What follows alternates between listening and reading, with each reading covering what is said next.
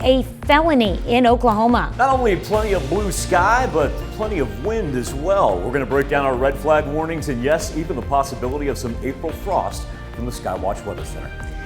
And the device criminals are using to bypass the credit card reader at pumps and steal thousands of gallons of gas. The 4 states' most watched news starts now. Oklahoma's state legislature gives the green light for a bill to make abortion a felony in the Sooner State. This is KOAM News at Noon.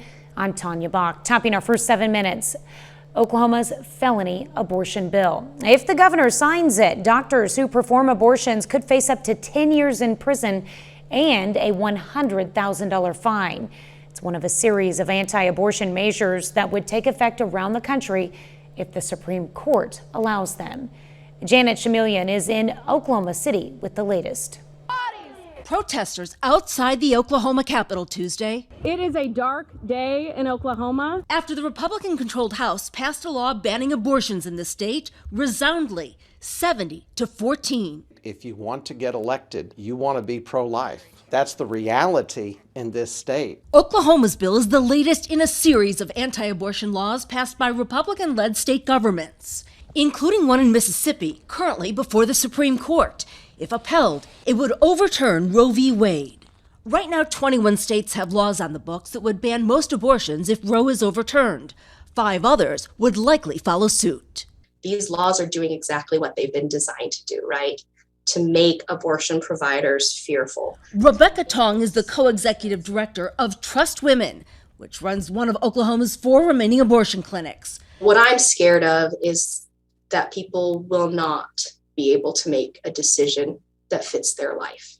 And it will change the course and direction of their life because of it. 8 more anti-abortion bills are making their way through the Oklahoma legislature, and the governor says he's prepared to sign all of them. Janet Chameleon, CBS News, Oklahoma City. Well, the rain is behind us, but we've got a few chilly nights ahead of us in the forecast. Mike Laisliff joins us with the first look. Ran into a couple people this morning, Tanya, that kind of gave me the evil eye. They said, yep, guess what we did over the weekend? We put our plants outside. Oh. Now it sounds like, yeah, we're going to have to retrieve those at least for a couple nights here before we get to the weekend and get a respite, as our temperatures are going to drop down into the 30s each night here as we progress towards Saturday and Sunday. As a matter of fact, one of those nights going to take us below the freezing mark. Now, before we get there, we've got to fight some pretty good winds. Started off just 5 to 10 miles per hour this morning, but now as it comes in for the northwest, we're already up to 20 miles per hour in Independence, 16 miles per hour at Martin Johnson Airport in Chanute, and just here recently, Joplin approaching the 20 mile an hour mark as well. I'll tell you what, as soon as we hit the noon hour, all these just started popping and flashing on us, and all that is an indicator that they've just been extended out to our west right there. Our time frame hasn't changed for our red flag warnings, and remember, that's not only the wind coming in at 20 miles an hour and gusting at 35 miles an hour, that humidity extremely low. As Tanya said, the rain now a thing of the past. We get a couple dry days, don't have to worry about even sporadic rainfall popping up and getting us. But our temperatures just going to kind of hold steady, even with all that sunshine that we have right now. That northwest breeze will have quite an effect as we've got colder temperatures for the upper plains. So as it blows through everything, say from about 58 to 62. Still not too bad this time of year. Just brings us just a little bit below our average temperature for what we would consider normal that first week of April. Going to have beautiful blue sky with sunshine, and then here we go. Let's talk about what we've got transpiring overnight. I think that 40 in Joplin, that might even be registering a little bit high, because I think we're going to drop down here to, we'll throw some 30s in there. Now, factor in the wind chill, probably going to feel in the low 30s. But we were talking about the plants. Here's when they really need to come in. It's going to be from Thursday night into Friday, and then look at that, Friday into Saturday, dropping below the freezing point. So yes, that is of concern. But I tell you what, Tanya, our afternoons are looking delightful, and look at that weekend ahead. That frost will be a thing of the past by the time we're talking about getting close to 80 degrees on Sunday. Yeah. Ooh. And look at Tuesday. Wow. It's going to be great. Even with that scattered rainfall next week, we're not seeing any big cold front drop through. Yeah, it sounds like any frost we might get Friday night is going to quickly leave us. All right, thanks, Michael. Well, Election Tuesday is over, and now a handful of 4 state schools can get to work spending approved bond money. But a big renovation project in Joplin will have to wait. Voters failed to pass the city's $30 million proposal to renovate and improve Memorial Hall. It needed 4/7 support, and it failed to get even a simple majority in either Jasper or Newton County. The total vote was 2,124 yes and 2,588 no. $30 million bond would have made necessary renovations to the hall, as well as an addition to include more community space. Over the past year, we've brought you a number of stories about Memorial Hall and the number of citizens who want to see it saved. There's also been concerns about parking from business owners, especially now that the original Memorial Hall parking lot is being redeveloped. However, officials with the city and Connect to Culture say there's more than enough parking in the immediate area for events at either the Bashore Complex or Memorial Hall, although part of the bond was to improve parking in the area. And now to the schools. Webb City voters passed an $11 million school bond to fund new classrooms, a virtual learning lab, theater renovations, and a new turf area at the middle school. Storm shelters were the focus of a question for the McDonald County R1 school district. This bond passed by an overwhelming margin. More than $21 million will build new shelters at the Anderson Middle School, Knoll Elementary, Rocky Comfort Elementary, and the Pineville Primary School. And Southwest School District sought $2 million for a trap range, baseball field, and a softball field. This proposal passed by a wide margin. In Oklahoma, the Quapaw School District asked for $3.5 million to repair and remodel school buildings. This one passed with 60% of the vote. A number of communities voted on use taxes on internet sales, and some fire protection districts and townships also decided tax issues. You can find complete results from local government and school board races and other election results on our website at KOAMnewsnow.com. That's a look at today's top stories and weather in our first 7 minutes. Up next on KOAM News at noon, how thieves are stealing gas from stations in plain sight. And later, we're making lemon chive asparagus in the Mr. Food Test Kitchen. The price of gasoline is higher than it's been in years, and some people have given up paying for it. They're stealing it instead. It's a growing problem that's hurting businesses and drivers.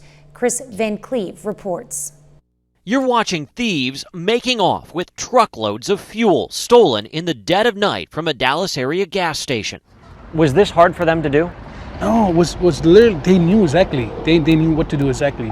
They hit this station 16 times, likely using a device to bypass the credit card reader to steal more than 7,000 gallons of gas, costing owner Mandeep Singh about $27,000. They will open this part up, and they will mess up with the system. So they're tricking the system? Exactly. As prices at the pump soar, so are reports of gas theft nationwide. The owner of this Houston station believes this minivan was equipped with a trap door. It parked over the underground storage tanks and sucked up $5,000 worth of gas before driving off. It's extremely common. We know that this is happening. Dallas Police Sergeant Richard Santiesteban says these fuel felons resell the stolen gas, but just driving around with that much fuel is a big risk. It's an actual bomb that's on the road, and this is very, very volatile. It's extremely dangerous. But it's not just gas stations. Across the U.S., bandits are drilling for dollars, going after the gas in parked cars. Newer vehicles have a stopper in here that makes it very difficult to siphon fuel the old-fashioned way, which is why the bad guys have to go under the car and right for the fuel tank. This man was arrested suspected of drilling into the tanks of several vehicles parked in front of Atlanta homes. So I'm driving to go pick up food, stop at the gas station, start filling up with gas, and there's gas is just spewing everywhere. I got underneath the car, looked at it, and there was a hole in the bottom of the gas tank. AAA recommends parking in a garage or other secured parking facility if possible. If you have to park on this street, they say it's best to look for a well-lit, highly trafficked area. Chris Van Cleve, CBS News, Dallas. Top oil industry executive faced questioning from a House panel on Capitol Hill today, namely why gas prices have hit near record levels. Some Democratic lawmakers blame the oil industry.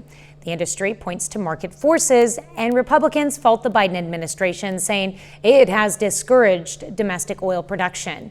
No matter the blame, the pain at the pump lands squarely on drivers, while industry profits continue to soar.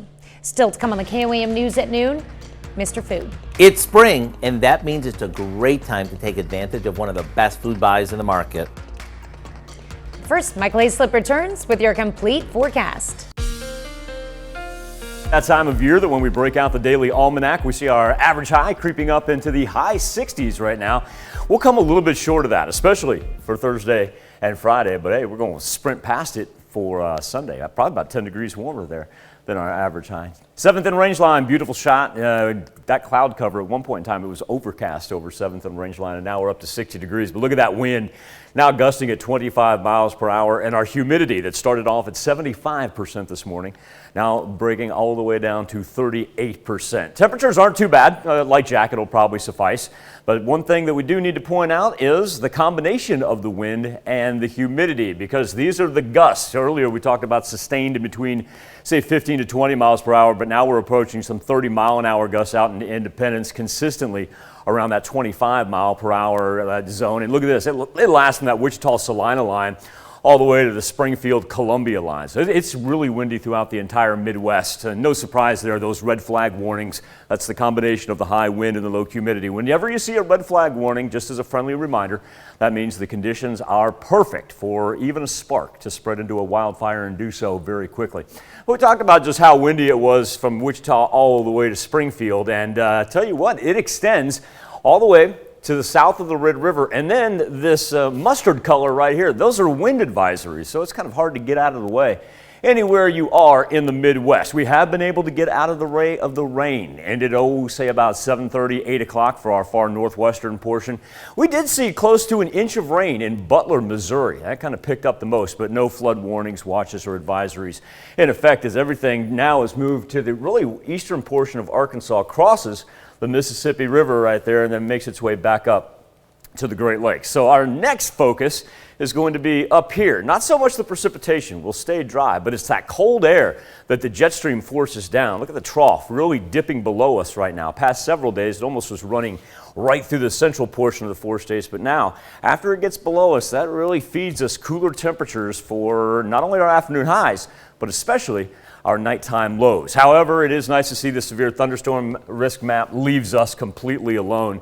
We have shifted, though, to throw the elevated category in for portions of Georgia right there up through South Carolina, even Tennessee. And remember, this is the same area that was hit by the tornadoes just yesterday. Had them in 4 different states, and so they're going to have to roll back-to-back evenings of that elevated category. Back here in the 4 states, it's just fighting the wind. That's going to be the key thing for today. Remember, the red flag warnings, those last all the way until 10 p.m. Usually, we're able to let those lift, especially after sunset. This kind of gives you an idea about how serious National Weather Service is being if they're going to take them all the way until 10 o'clock at night. And then let's talk about these nighttime temps that Tanya and I were discussing when it comes to bringing the plants in, because our wind chills are going to drop down into the 30s, not only for tonight, but Thursday into Friday, Friday into Saturday as well. That gives you an idea of what it's going to feel like tomorrow morning. And then on Friday morning, perhaps even a little bit cooler as we throw some high 20s up there. So the nice thing is by the time we get to the afternoon hours, we get a nice little warm up. It's just kind of almost making sure not only the plants, maybe even turning the furnace back on at night. But we're going to be dry. That's the nice thing. And then as we push into the weekend, this is going to be delightful. Saturday, high around 64, mostly sunny skies, and then a little bit of a warm-up, if you will. 77 on Sunday. Really won't have the rain kicked in until Sunday night. So great looking afternoon. And Tanya, I'd love to point out that, look at it in between Saturday and Sunday right there. Overnight low of 54. Well, that's about our afternoon high for Thursday and Friday. Yeah, no kidding. Right smack dab in the middle of that. All right, thanks, Michael. We take this time to honor today's 4-state hero, Private First Class David Elmore in the U.S. Army. The Chautauqua, Kansas native served in Korea from 1951 to 1953. He earned the Bronze Service Star, the Korean Service Medal, and the United Nations Service Medal. To Private David Elmore, we thank you, our 4-state hero. Today's recipe is healthy, elegant, and a definite must-have for spring. Howard shows us how to make lemon chive asparagus in the Mr. Food Test Kitchen. You know, springtime is a great time to take advantage of one of the best produce buys at the market. Yep, I'm talking about asparagus. And although we can find it on and off throughout the year, now's the perfect time to pick some up while it's at its peak and it's so darn reasonable. When you bring it home, keep it in the fridge standing up in an inch or so of water.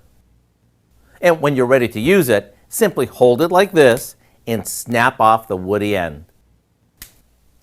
Then we can roast it with a little olive oil, grill it indoors or out, or if you're a traditionalist like me, I like to simmer it in a bit of salted water just until it's tender. Just make sure you don't overcook it. Now all we have to do is drain it, place it on a platter, and in the same skillet, we melt some butter and stir in some lemon juice, freshly grated lemon zest, and some chopped chives. It's so simple, yet when you spoon this combo over the freshly blanched asparagus, your taste buds will be very happy. Between the freshness of the lemon, the snap of the asparagus, and the richness from the butter, get ready to say hello spring. To get the recipe for our lemon chive asparagus, all you have to do is go to our website. I'm Howard in the Mr. Food Test Kitchen, where today we found a fresh springtime kind of way for you to say, ooh, it's so good. I love me some asparagus. You can find this recipe along with a lot more good food from the Mr. Food Test Kitchen online. Just go to our website at KOAMnewsnow.com. Here's a look at our 4 state market prices.